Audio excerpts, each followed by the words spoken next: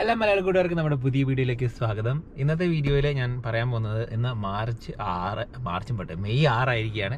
May 6, 2024. ഞാൻ Canada വന്നിട്ട് ഇപ്പം 5 വർഷം കഴിഞ്ഞു. അപ്പം ഇന്നത്തെ വീഡിയോയിൽ നമ്മൾ സംസാരിക്കാൻ പോകുന്നത് കാനഡയിൽ ഞാൻ വന്നതിന് ശേഷം 5 വർഷത്തിൽ ഒരുപാട് കാര്യങ്ങൾ നടന്നു. അപ്പം എന്തൊക്കെ നെഗറ്റീവ്സ് ആൻഡ് പോസിറ്റീവ്സ് ആണ് എൻ്റെ ജീവിതത്തിൽ നടന്നിട്ടുള്ളത്, പിന്നെ ഇസ് ഇറ്റ് വർത്ത് ആണോ എന്നാണ് നമ്മളിന്ന് ചെക്ക് ചെയ്യാൻ പോകുന്നത്. നമ്മളിപ്പോൾ കുറച്ച് കാര്യങ്ങളൊക്കെ ഡിസ്കസ് ചെയ്യും.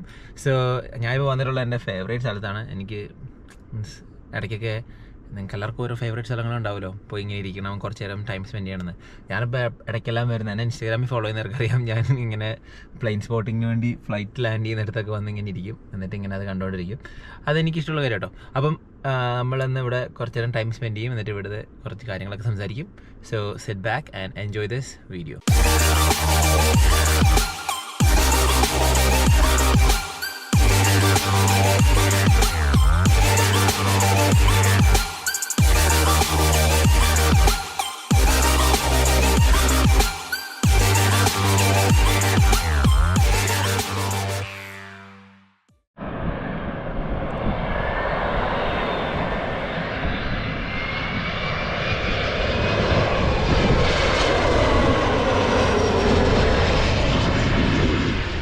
അപ്പോൾ കണ്ടില്ലേ, നല്ല രസം. ഇവിടുന്ന് ഇന്ന് നല്ല സമ്മർ ടൈം ആട്ടോ. സ്പ്രിംഗ് ആണ് ആക്ച്വലി, സമ്മറിലേക്ക് നമ്മൾ പോകുന്നു.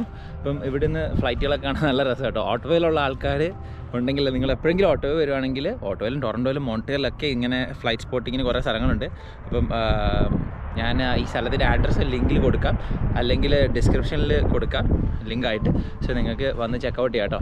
അപ്പം നമ്മുടെ ഫസ്റ്റ് കാര്യം എന്താണെന്ന് വെച്ചാൽ, ഞാൻ 2019 മെയ്യിലാണ് ആദ്യമായി കാനഡയിലേക്ക് വരുന്നത്. 2019 മെയ്യിൽ വന്ന് ഞാൻ ആദ്യം ചേരുന്നത് അൽഗോൺക്യൂൻ, ഓട്ടോയിൽ അൽഗോൺക്യൂൻ വുഡ്റൂഫ് ക്യാമ്പസിൽ ബ്രാൻഡ് മാനേജ്മെൻറ്റ് എന്ന് പറഞ്ഞൊരു പ്രോഗ്രാമിലേക്ക് വേണ്ടിയാണ് ആദ്യമായി കാനഡയിലേക്ക് വരുന്നത്. അതിനുശേഷം പിന്നെ കാനഡയിൽ വന്നു കഴിഞ്ഞ് രണ്ടാമതൊരു പ്രോഗ്രാമും എടുത്തു. അതും അൽഗോൺക്യൂൻ ക്യാമ്പസിൽ തന്നെ ഫൈനാൻഷ്യൽ സർവീസ് എന്ന് പറഞ്ഞൊരു പ്രോഗ്രാമാണ് എടുത്തു കേട്ടോ. അപ്പോൾ അങ്ങനെ 2 പ്രോഗ്രാം എടുത്ത് കാനഡയിൽ 2021 എനിക്ക് വർക്ക് പെർമിറ്റ് കിട്ടുന്നത്. ഇതിപ്പോൾ 2024 അപ്പം അങ്ങനെ കഴിഞ്ഞ 5 കൊല്ലമായി കാനഡയിൽ പഠിക്കുകയും വർക്ക് ചെയ്യുകയും ചെയ്തുകൊണ്ടിരിക്കുകയാണ് ഞാൻ. ഇപ്പം നിലവിൽ ഞാൻ ചെയ്യുന്ന ജോലി എന്താണെന്ന് വെച്ചാൽ, ഞാൻ കാനഡയിൽ വന്ന് മിക്ക ജോലികളും ചെയ്തത് റെസ്റ്റോറൻറ്റ്സിലാണ്. എൻ്റെ ഫീൽഡ് ജോലികളിലും അല്ലെങ്കിൽ എൻ്റെ ഫീൽഡിലൊന്നും ഇതുവരെ കയറിയിട്ടില്ല. അപ്പോൾ അതിനെപ്പറ്റിയൊക്കെ നമുക്ക് കൂടുതൽ സംസാരിക്കാം. ഞാൻ ഇപ്പോഴും ചെയ്യുന്ന ഒരു റെസ്റ്റോറൻറ്റിലാണ്. റെസ്റ്റോറൻറ്റിൽ ഗസ്റ്റ് സർവീസ് മാനേജറായിട്ട് വർക്ക് ചെയ്യുകയാണ്. സ്പെഷ്യലി ഈ ഇടയ്ക്ക് പണ്ട് ഞാൻ നേരത്തെ ജോലി ചെയ്തുകൊണ്ടിരുന്നത് KFCയിലാണ്. സോൾ ഫുഡ്സ് ഗ്രൂപ്പ് എന്ന് പറഞ്ഞ ഒരു കമ്പനി നെറ്റിലാണ് ഉണ്ടായിരുന്നത്. ഇപ്പം റെസിപ്പി അൺലിമിറ്റഡ് എന്ന് പറയുന്നൊരു കമ്പനിയിലാണ്. സോ അതൊക്കെ നമുക്ക് ഡീറ്റെയിൽ ആയിട്ട് സംസാരിക്കും. അപ്പോൾ അതാണ് ഒരു ഓവർവ്യൂ. അപ്പം ത്രൂ ഔട്ട് ഈ 5 വർഷം ഒരുപാട് കാര്യങ്ങൾ എൻ്റെ ജീവിതത്തിൽ മാറിയിട്ടുണ്ട് കേട്ടോ. ഒരുപാട് കാര്യങ്ങൾ ഞാൻ പഠിച്ചു, ഒരുപാട് കാര്യങ്ങൾ ഞാൻ ഒരുപാട് തെറ്റുകൾ ചെയ്തിട്ടുണ്ട്. ഒരുപാട് കാര്യങ്ങൾ മെച്യൂർ ആകാൻ പറ്റിയ ഒരുപാട് കാര്യങ്ങളിൽ ഫിനാൻഷ്യൽ സ്റ്റെബിലിറ്റി ആകാൻ പറ്റുമോ എന്ന് ചോദിച്ചാൽ അതും നമ്മൾ ഡീറ്റെയിൽ ആയിട്ട് സംസാരിക്കും. സോ അപ്പോൾ നമുക്ക് ഫസ്റ്റ് ടോപ്പിക്കിലേക്ക് പോകാം. അതായത് 2024 മെയ് 1 ഞാൻ 5 വർഷം പൂർത്തിയാക്കി. അപ്പോൾ ഈ 5 വർഷത്തിനിടയിൽ എനിക്കുണ്ടായിട്ടുള്ള ജീവിതത്തിലെ പോസിറ്റീവ്സ് ആണ് ഞാൻ സംസാരിക്കാൻ പോകുന്നത് കേട്ടോ. സോ ഗൈസ്, അപ്പോൾ പോസിറ്റീവ്സ്, കഴിഞ്ഞ 5 വർഷം ലൈഫിലുണ്ടായ പോസിറ്റീവ്സ് എന്ന് പറഞ്ഞാൽ ഒരുപാട് പോസിറ്റീവ്സ് ഉണ്ടായിട്ടുണ്ട്. എന്നാലും എടുത്തു പറയേണ്ട കുറച്ച് കാര്യങ്ങൾ എന്താണെന്ന് വെച്ചാൽ, എൻ്റെ ലൈഫ് അപ്ഗ്രേഡായി. കാനഡയിൽ വന്നതിന് ശേഷം ഇയർ ബൈ ഇയർ, അതായത് 2019 വന്ന ഞാനല്ല ഇപ്പോഴത്തെ ഞാനെന്ന് എനിക്ക് പൂർണ്ണ ബോധ്യമുണ്ട്. കാരണം ഇയർ ബൈ ഇയർ എൻ്റെ ലിവിങ് സ്റ്റാൻഡേർഡും എൻ്റെ ലൈഫൊക്കെ ഒരുപാട് അപ്ഗ്രേഡായി. ഞാൻ വന്നപ്പോൾ ഉണ്ടായിരുന്ന സ്ഥിതിയല്ല. അത് ഓബ്വിയസ്ലി നിങ്ങൾ ഏത് രാജ്യത്ത് പോയാലും എവിടെ പോയാലും അങ്ങനെ തന്നെയായിരിക്കും.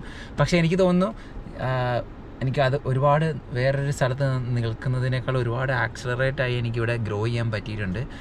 അതായത് എൻ്റെ ലിവിങ് സ്റ്റാൻഡേർഡ് ആണെങ്കിലും, ഞാൻ താമസിച്ചുകൊണ്ടിരുന്ന സ്ഥലമാണെങ്കിൽ, അല്ലെങ്കിൽ ഞാനിപ്പോൾ ഓടിക്കുന്ന വണ്ടിയാണെങ്കിൽ, അപ്പം നിങ്ങൾ ഓർത്തേക്ക് 25 വയസ്സിൽ അല്ലെങ്കിൽ 26 വയസ്സിൽ നിങ്ങൾക്ക് ഒരു 30 ലക്ഷം രൂപേൻ്റെ കാറൊക്കെ ഓൺ ചെയ്യാൻ പറ്റുക എന്നുള്ളത് ഞാൻ വലിയ പൊങ്ങച്ചമായിട്ട് പറയുന്നൊന്നുമല്ല.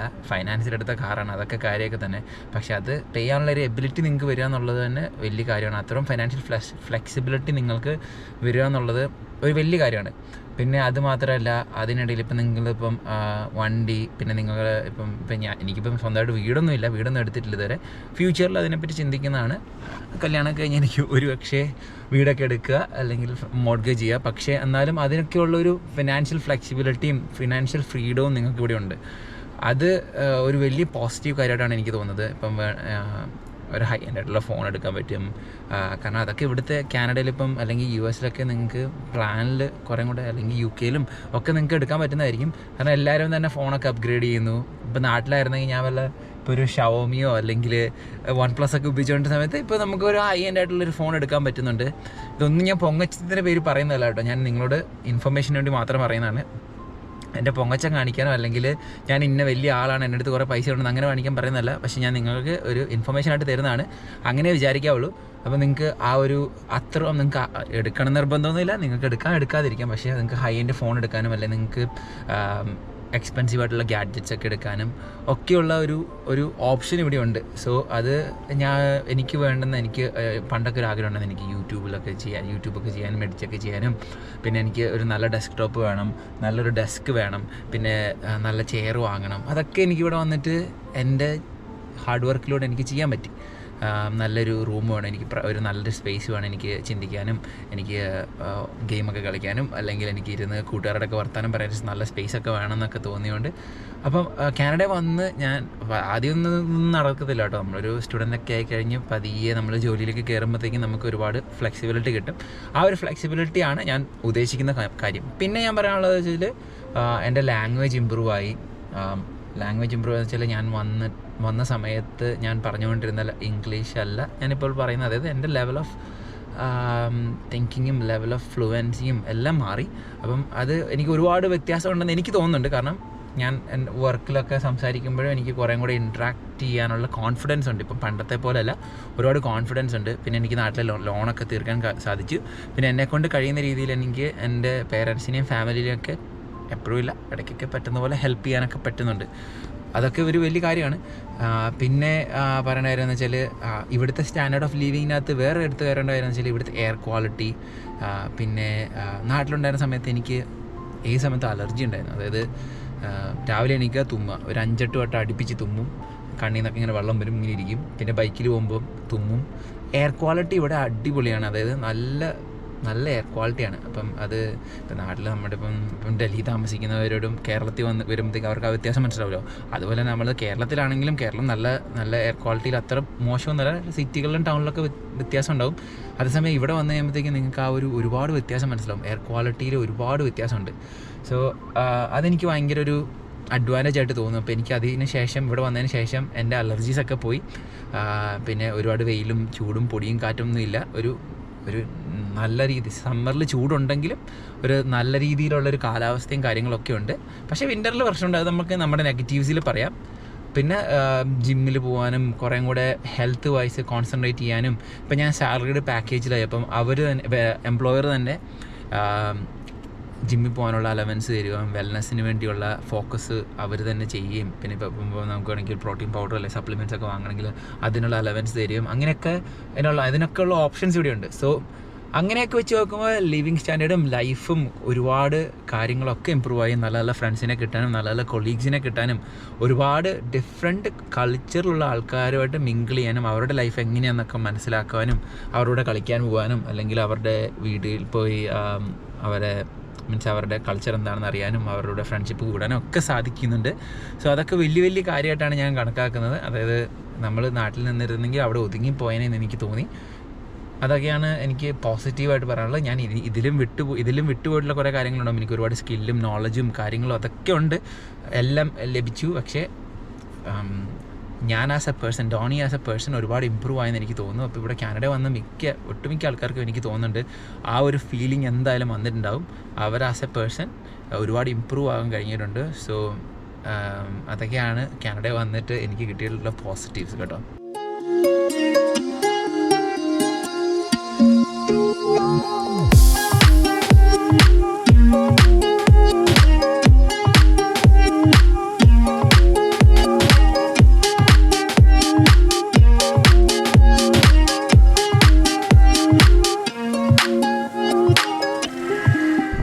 അപ്പോൾ ഗൈസ് ഇനി നമുക്ക് നമ്മുടെ കുറച്ച് നെഗറ്റീവ്സിനെ പറ്റി സംസാരിച്ചാലോ. കാനഡ വന്നിട്ട് എല്ലാം ഒന്നും എനിക്ക് ഓർമ്മയിലേക്ക് നിൽക്കുന്നില്ല. ഞാനൊരു ലിസ്റ്റൊക്കെ എഴുതി വെച്ചിട്ടുണ്ടായിരുന്നു, പക്ഷെ എന്നാലും ഓർക്കുന്ന കാര്യങ്ങളൊക്കെ പറയാം. അതായത് കാനഡ വന്നിട്ട് എനിക്ക് ഏറ്റവും ഇഷ്ടപ്പെടാത്ത ഒരു കാര്യം എന്താണെന്ന് വെച്ചാൽ ഇവിടുത്തെ വിൻ്ററാണ്. കാനഡയിലെ സമ്മർ അടിപൊളി കേട്ടോ, നമുക്ക് അടിച്ച് പൊളിച്ച് എൻജോയ് ചെയ്യാൻ പറ്റുന്ന ഒരു സമയമാണ് സമ്മർ ടൈം. അതായത് ഒരുപാട് ലെയർ ഡ്രസ്സൊന്നും ഇടേണ്ട ആവശ്യമില്ല. നമുക്കിങ്ങനെ ഒരു ഭയങ്കര നമുക്ക് എന്താ നിക്കറൊക്കെ ഇട്ട് പുറത്തിറങ്ങാം. ഒരു രസമുള്ള സമയമാണ്. നമുക്ക് ബീച്ചിൽ പോവാം, കളിക്കാൻ പോവാം, ഒക്കെ ചെയ്യാം. പക്ഷേ അതേസമയം വിൻ്റർ എന്ന് പറയുന്നത് ഭയങ്കര ഡിപ്രസിങ് ആണ്. വീട്ടിൽ തന്നെ ഇരിക്കണം, ഭയങ്കര ചൂടല്ല, വീട്ടിൽ ഭയങ്കര ഡിപ്രസ്ഡ് ആണ്, ഭയങ്കര തണുപ്പ് പുറത്ത്, വീടിൻ്റെ അകത്ത് വരുമ്പോൾ ഹീറ്റർ ഇട്ട് അവിടെ ചൂട്. അപ്പോൾ ഇങ്ങനെ മാറിയും മറിഞ്ഞും ഭയങ്കര ഒരു എന്തോ പോലത്തെ ഒരു അവസ്ഥയാണ് കേട്ടോ. അവിടെ അപ്പോൾ ഇവിടുന്ന് ഫ്ലൈറ്റ് വരുന്നുണ്ട് കേട്ടോ. അവിടുന്ന് പറഞ്ഞാൽ വരുന്നുണ്ട് ഒരു പ്രൈവറ്റ് ജെറ്റ് പോലത്തെ ഒരു സാധനം തോന്നുന്നു. അവിടുന്ന് അടുത്തത് വരുന്നുണ്ട് ടേക്ക് ഓഫ് ചെയ്യാൻ വേണ്ടി. എന്തായാലും ഇവിടെ വന്ന് ഇങ്ങനെ ഇരിക്കുമ്പോഴേ എത്രയൊക്കെ നെഗറ്റീവ്സ് ഉണ്ടെങ്കിലും എന്തോ ഒരു രസമാണ്. ഇപ്പോൾ ഫ്ലൈറ്റിൻ്റെ ഒച്ച കാരണം നിങ്ങൾക്ക് കേൾക്കാൻ ഭയങ്കര ബുദ്ധിമുട്ടായിരിക്കും. ഞാൻ അകത്ത് കയറി ഇരിക്കുന്നതാണ് നല്ലതെന്ന് എനിക്ക് തോന്നുന്നത്.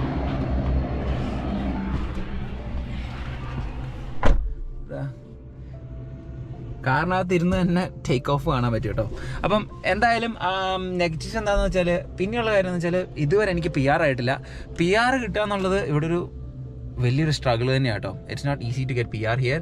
കാരണം ഇമിഗ്രേഷൻസൊക്കെ ഭയങ്കര എനിക്ക് കിട്ടാനുള്ള സാധ്യതകൾ മുൻപുണ്ടായിരുന്നു. ഞാൻ സീരിയസ് ആയിട്ട് കുറേ കൂടെ ഒരു ശ്രദ്ധ കൊടുത്തിരുന്നെങ്കിൽ എന്തായാലും PR-ന് ഇതിന് മുന്നേ ആയേനെ. എന്തായാലും അത് വരുമ്പോൾ ആകുമ്പോൾ അത് PR കിട്ടുമ്പോൾ കിട്ടട്ടെ എന്നുള്ള ഒരു രീതിയിലാണ് ഞാനിപ്പോൾ ഉള്ളത്.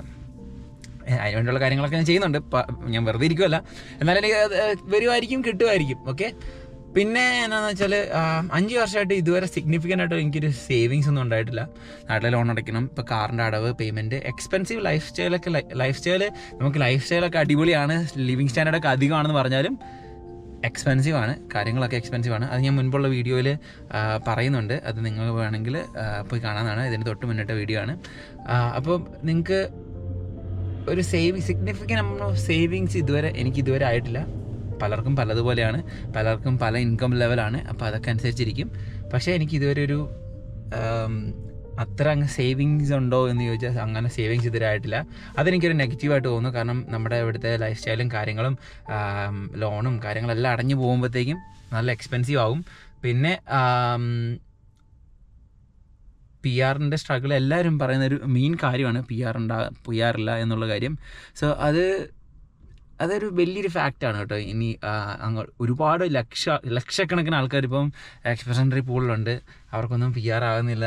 PR-നുള്ള സ്ട്രഗിൾ ഇസ് വെരി ഹൈ. പിന്നെ എനിക്ക് വേറെ കാര്യം എന്ന് വെച്ചാൽ, നമ്മളിപ്പോൾ ഗൾഫിലാണെങ്കിൽ എല്ലാ വർഷവും നാട്ടിൽ പോയി അപ്പനെ അമ്മയും കാണാം, അല്ലെങ്കിൽ നാട്ടിൽ പോയി കൂട്ടുകാരെ കാണാം. പക്ഷേ കാനഡ വന്നു കഴിഞ്ഞാൽ it's not easy to go every year. ഞാൻ കാനഡ വന്ന് 5 വർഷത്തിനിടയിൽ ഒരു വട്ടമാണ് എനിക്ക് നാട്ടിൽ പോകാൻ കഴിഞ്ഞത്. അപ്പം അതൊരു ഡിപ്രസിങ് ആയിട്ടുള്ളൊരു കാര്യം കേട്ടോ. കാനഡയിൽ നിന്ന് നിങ്ങൾക്ക് നാട്ടിൽ പോകാമെന്നുള്ളത് കുറച്ച് ശോകം. നിങ്ങൾ 2-2.5 വർഷത്തിനിടയിൽ അല്ലെങ്കിൽ 2 വർഷത്തിനിടയിൽ പോക്ക് നടക്കുള്ളൂ. അല്ലെങ്കിൽ നിങ്ങൾക്ക് ഒരുപാട് പൈസ ഉണ്ടാകണം കേട്ടോ കയ്യിൽ. അത്ര ലെവറേജ് ഉണ്ടെങ്കിൽ നിങ്ങൾക്ക് നാട്ടിലേക്ക് എപ്പോഴും പോകാൻ പറ്റുള്ളൂ. കാരണം ടിക്കറ്റ് ഈസ് എക്സ്പെൻസീവ്. നിങ്ങൾ അവിടെ ചെന്ന് കഴിഞ്ഞിട്ട് കൈയും വീശി പോകാൻ പറ്റത്തില്ല. അതൊക്കെ കാര്യങ്ങൾ എക്സ്പെൻസീവ് ആണ്. സോ അതൊരു ശോകം പരിപാടി കേട്ടോ. നാട്ടിൽ പോകാത്തതിൻ്റെ സങ്കടവും ഡിപ്രഷനും സ്ട്രെസ്സൊക്കെ നിങ്ങൾക്ക് ഇവിടെ വന്നു കഴിഞ്ഞാൽ ഉണ്ടാവും. ഞാൻ ഒരുപാട് മിസ് ചെയ്യുന്നുണ്ട്. നാട്ടിലെ പഴംപൊരിയും ചായയും പൊറോട്ടയും ബീഫും എല്ലാം മിസ് ചെയ്യുന്നുണ്ട്. അതുകൂടാതെ എൻ്റെ ബന്ധുക്കളെയും എൻ്റെ കൂട്ടുകാരെയും നാട്ടിലെ ഫുട്ബോളുകളെയും. ഇവിടെ ഫുട്ബോൾ കളിക്കുന്നുണ്ട്, പക്ഷേ അതുപോലല്ല നാട്ടിലെ നമ്മുടെ പുഴ പോയി ചാടുന്നതും, അല്ലെങ്കിൽ ഗ്രില്ലടിക്കുന്നതും, അല്ലെങ്കിൽ കൂട്ടുകാരോട് കറങ്ങാൻ പോകുന്നതും, ബൈക്കിൽ ഓടിക്കുന്നതും, അല്ലെങ്കിൽ ഇരുട്ടിയിൽ ഞാൻ എൻ്റെ സ്ഥലത്ത് അടുത്തുള്ള മെയിൻ ടൗണിലെ ഇരുട്ടിയിലൊക്കെ പോയി ബാബു സ്റ്റോറിൽ പോയി ചോറുണ്ണുന്നതും, അല്ലെങ്കിൽ കൃഷ്ണൻ്റെ കടയിൽ പോയി കഴിക്കുന്നതും, അല്ലെങ്കിൽ ഞങ്ങളുടെ ഭീകരൻ ചേട്ടൻ്റെ കടയിൽ നിന്ന് പൊറോട്ടയും ബീഫും കഴിക്കുന്ന അത്ര സുഖമൊന്നും ഇവിടെ ഒരു സംഭവത്തിനും കിട്ടത്തില്ല. ഫുഡ് കാര്യങ്ങളൊക്കെ നിങ്ങൾ ഭയങ്കരമായിട്ട് മിസ് ചെയ്യും. നിങ്ങളുടെ ഫാമിലീനെ മിസ് ചെയ്യും, നിങ്ങളുടെ ഫ്രണ്ട്സിനെയും ഫാമിലിയൊക്കെ ഒരുപാട് മിസ് ചെയ്യും ഇവിടെ. അപ്പം അത് എനിക്ക് ഭയങ്കര നെഗറ്റീവായിട്ടുള്ള ഒരു കാര്യമായിട്ട് തോന്നിയിട്ടുണ്ട്. സോ അതൊക്കെയാണ് മെയിനായിട്ടുള്ള കാര്യങ്ങൾ. പിന്നെ നിങ്ങൾ ഇവിടെ വന്ന് പഠിക്കുന്നത് വിച്ച് ഈസ് നോട്ട് ഈസി. അപ്പം ഒരുപാട് പൈസ മുടക്കിയതുപോലെ എനിക്ക് തോന്നുന്നുണ്ട്. പിന്നെ ലോൺ അടയ്ക്കാനുള്ളൊരു തത്രപ്പാടും, പിന്നെ കാറാണെങ്കിലും വീടാണെങ്കിലും നിങ്ങളെടുത്ത് ലോൺ അടയ്ക്കാൻ വേണ്ടിയുള്ളൊരു ജീവിതമായി കാനഡ മാറുന്നു എന്നുള്ളൊരു ചിന്താഗതിയും കൂടെ നിങ്ങളും ചിന്തിക്കണം. എനിക്കങ്ങനെ ചിന്താഗതികൾ വരാറുണ്ട്. സോ അതൊക്കെയാണ് മെയിനായിട്ടുള്ള നെഗറ്റീവ്സ്. ഞാൻ ഈ വീഡിയോ ഇങ്ങനെ വലിച്ചഴിച്ച് നീക്കുന്നില്ല. എന്തൊക്കെ പറഞ്ഞാലും എന്ത് കാര്യമാണെങ്കിലും അതിനെല്ലാം പോസിറ്റീവ്സും നെഗറ്റീവ്സും ഒക്കെ ഉണ്ട്. അപ്പോൾ എൻ്റെ ജീവിതത്തിൽ ഒരുപാട് നല്ല കാര്യങ്ങളും പിന്നെ ഒരുപാട് കാര്യങ്ങളൊക്കെ നടന്നിട്ടുണ്ട് ലൈഫിൽ. അതായത് ലൈഫ് മൊത്തത്തിൽ അങ്ങനെ ഇങ്ങോട്ടൊക്കെ മാറുന്നുണ്ട്. സോ ഒരുപാട് ലേണിംഗ് എക്സ്പീരിയൻസുകളാണ് എനിക്ക് കിട്ടുന്നത്. അത്രയും പറയുമ്പോഴത്തേക്ക് തന്നെ എൻ്റെ മെമ്മറി കാർഡ് ഫുള്ളായപ്പോൾ ഓഫായി പോയി. അപ്പോൾ നമുക്ക് അതിൻ്റെ കണ്ടിന്യൂഷൻ പറയാം. ഞാൻ കുറേ വീഡിയോസൊക്കെ പഴയൊക്കെ ഡിലീറ്റ് ചെയ്ത് കളഞ്ഞു കേട്ടോ. അപ്പോൾ എന്തായാലും ഇന്നത്തെ വീഡിയോ ഇവിടെ അവസാനിപ്പിക്കുകയാണ്. ഞാൻ എഴുതിക്കൊണ്ട് വന്ന കാര്യങ്ങളൊക്കെ പറഞ്ഞതാണ് എനിക്ക് തോന്നുന്നത്. എന്തായാലും എന്തെങ്കിലും മറന്നെങ്കിലും വിച്ച് ഈസ് ഓക്കെ. നിങ്ങൾക്ക് ഒരുപാട് കണ്ടൻറ്റുകളും കാര്യങ്ങളും എല്ലാം ഇൻ്റർനെറ്റിലുണ്ട്. റിസർച്ച് ചെയ്യുക, കാര്യങ്ങളൊക്കെ തീരുമാനിക്കാം. അപ്പോൾ മറ്റൊരു വീഡിയോയിൽ കാണുന്നവരെയും it's me Donny to signing out. Bye bye from Namaste Canada.